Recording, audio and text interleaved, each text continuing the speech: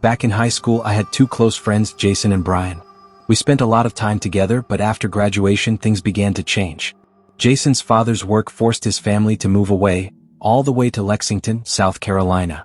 Once he had finally settled there with his parents, Jason invited Brian and me to visit for a weekend. When we got there, everything felt new and different. Out of boredom one afternoon, the three of us decided to explore the woods and countryside near his new home. The forest was vast and peaceful, and soon we stumbled upon a scenic river. The water shimmered as it wound its way through the trees, and for a while it felt almost magical. But as the hours passed, we realized we had completely lost track of where we were. We couldn't even tell which way the river flowed anymore. Upstream, downstream, it was all the same to us. The deeper we went, the further we drifted from any sound of civilization. We began worrying about how to get back. We needed to find a phone, maybe even ask someone to call Jason's parents to come pick us up. But the forest stretched endlessly, and there wasn't a single paved road in sight. Eventually, following the river led us to something unexpected. An old, crumbling building that looked like a church. It was made of ancient red bricks, with weeds and brush taking over its dirt parking lot. A rough dirt road led up to it. Parked outside in the lot were 4 cars, beat-up, rusted vehicles that looked like they hadn't moved since the 70s or 80s. They were all once white, now faded and filthy with flat or missing tires. The whole scene was unsettling, but then we heard it. Soft gospel music drifting from inside the building, voices singing along. Relief washed over us. Finally, people.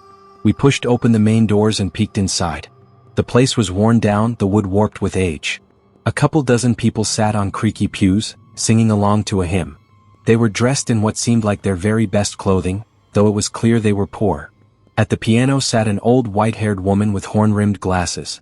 The moment she noticed us, her fingers froze on the keys. The music stopped. And then, as if rehearsed, every single person lowered their song sheets and slowly turned their heads toward us. Their faces were blank, their eyes cold, their stares so vacant that I felt a chill race down my spine. Jason tried to break the silence. "We're sorry to interrupt. We just need to use your phone to call my folks to come get us." But no one spoke. Not a single sound came from them. The only noise was the wooden pews groaning under their weight as they leaned forward slightly, watching us. The silence was unbearable. We backed out slowly, closed the door behind us, and exchanged a look filled with pure dread.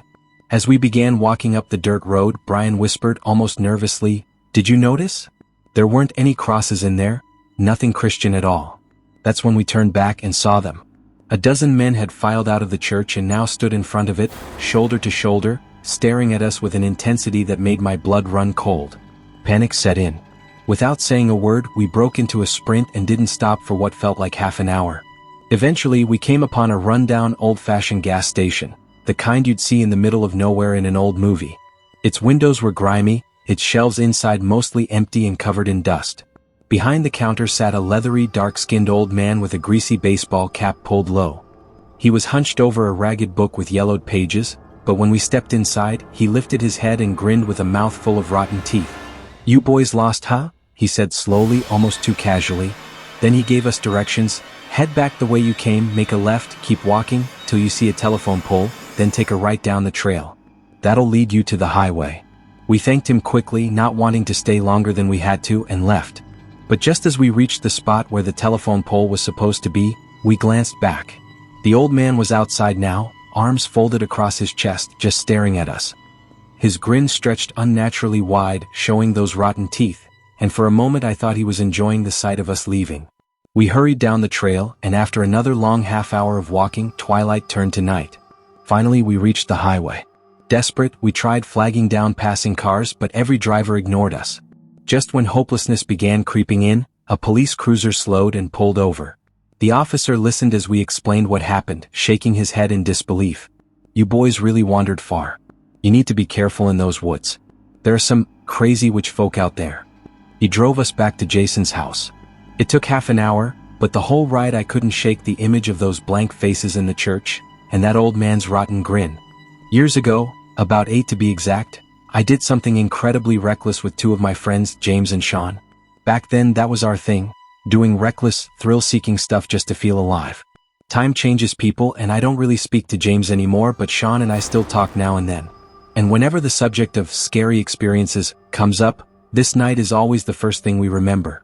At the top of a hilly road in our New Jersey town stood an abandoned church. It had been closed for years, its road blocked off, its walls defaced by graffiti, its doors kicked in countless times by locals daring each other to go inside. Everyone in the area knew it was there, but nobody lingered after dark. Naturally, that made it the perfect place for us. One chilly October night, fittingly around Halloween, we decided to bring a Ouija board to the church and test our luck. It was Sean's idea. He had one tucked away in his closet, and he insisted it would be the ultimate spooky experience. I was the one driving, so I picked up James first, then Sean, and together we made our way up toward that hill. The road leading up was blocked off, so we parked on the shoulder and walked the rest of the way.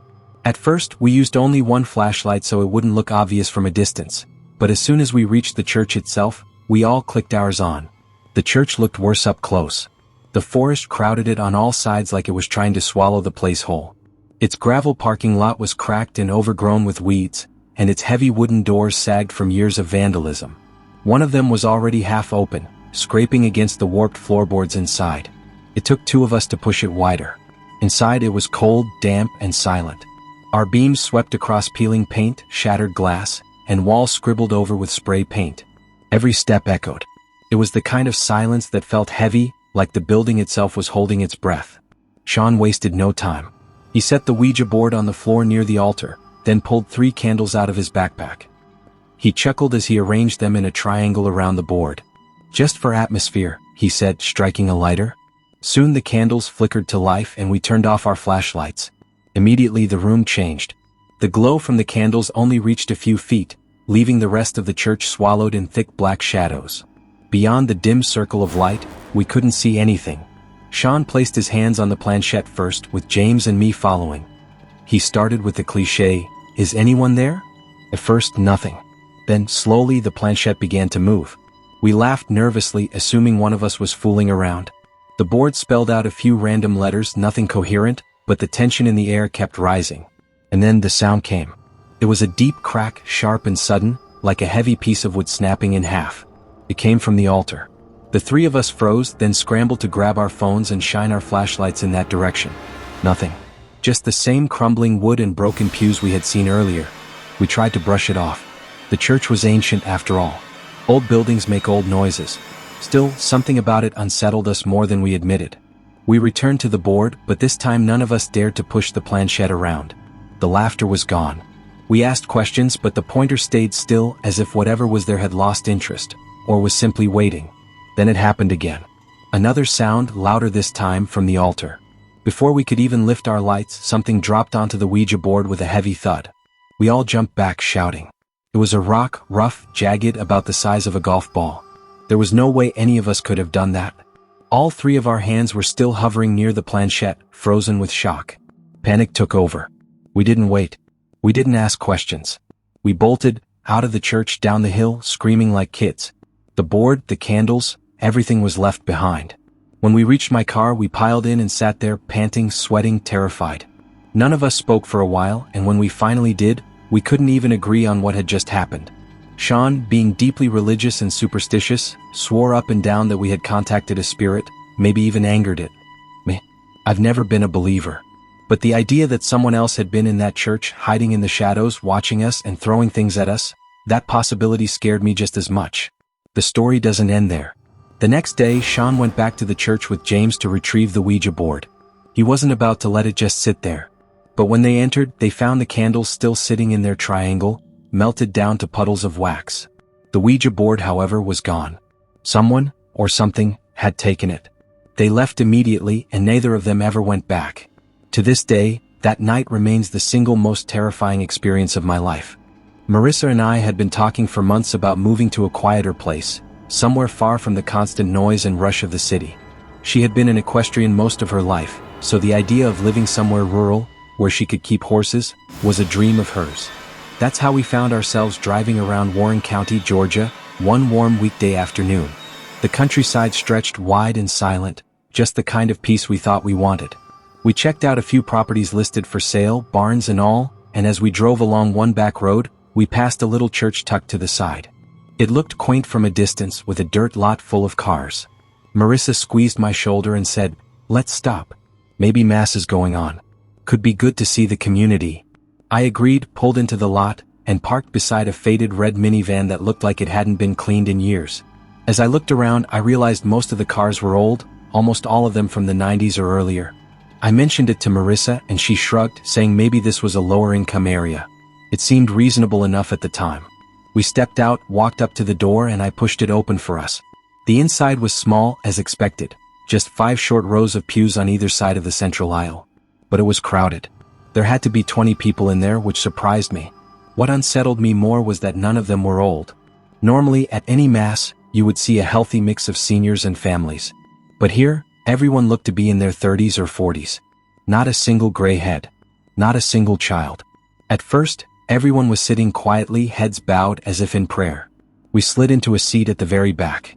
That was when the people closest to us began to turn, one by one, looking directly at us. Their stares drew others, until slowly the entire congregation was turning to face us. Marissa and I glanced at each other nervously.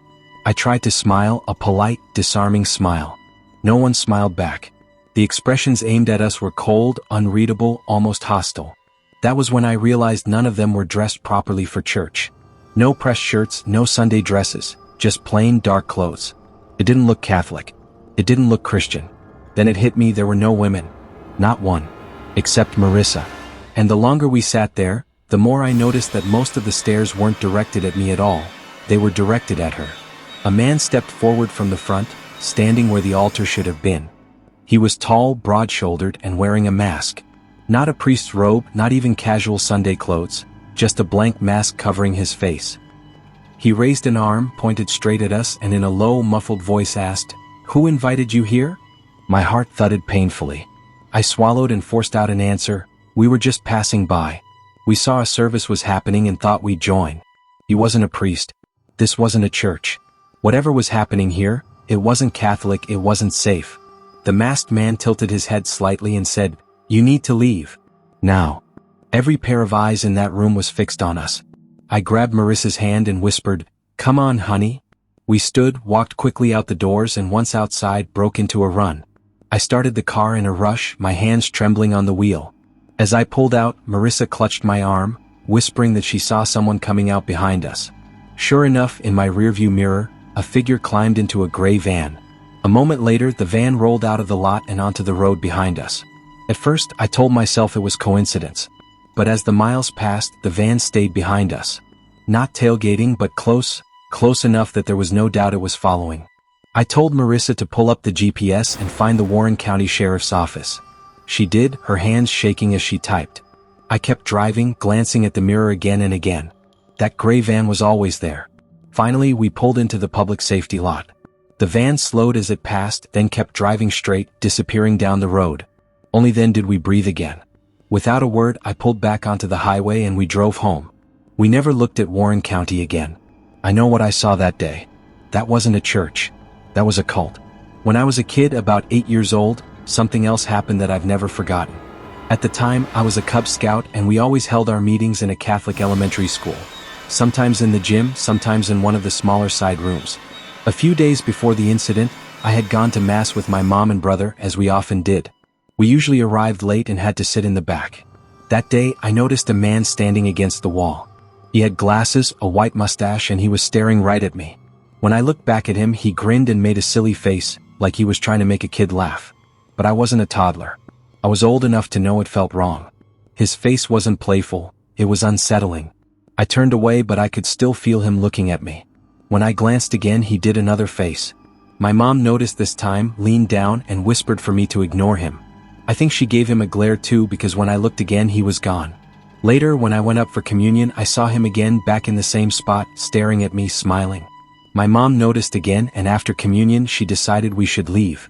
On the way out, she muttered that she didn't like the way that man was looking at me. A few days later, during Scouts, we were having a scavenger hunt. We split into teams, given a list of items tied to scouting, things like a rope, a flashlight, a first aid kit. I ran through hallways and little rooms I'd never even seen before, searching. Eventually, I found myself in a narrow back hallway near the cafeteria. There was a big freezer chest, the kind filled with ice pops. I opened it, peeked inside, and though there was nothing for the scavenger hunt, I decided to sneak one of the pops for myself. That's when I heard a man's voice. I looked up and my stomach dropped. It was the same man from Massachusetts. He was walking toward me, smiling that same unnerving smile. "Don't let them see you taking that," he whispered. He closed the freezer lid, grabbed my hand and said, "I have better treats in the back where kids aren't allowed." Fear shot through me. I yanked my hand free and tried to walk away, but he grabbed my wrist hard this time. "Shook, calm down," he hissed. I screamed. I yelled for help. He let go, hissing at me to stop, but I bolted, running straight back to the gym where the Cub Master was. I told him everything.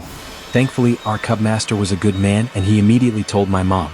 Together, they reported it to the church. It turned out the man worked there. He even lived on church grounds. Later, I heard that parents of an altar boy had accused him of touching their son inappropriately. The church cut ties with him, but I don't know if he ever went to prison. I do know one thing. If I had followed him that day, if I had gone to the back with him, I might not be here to tell this story.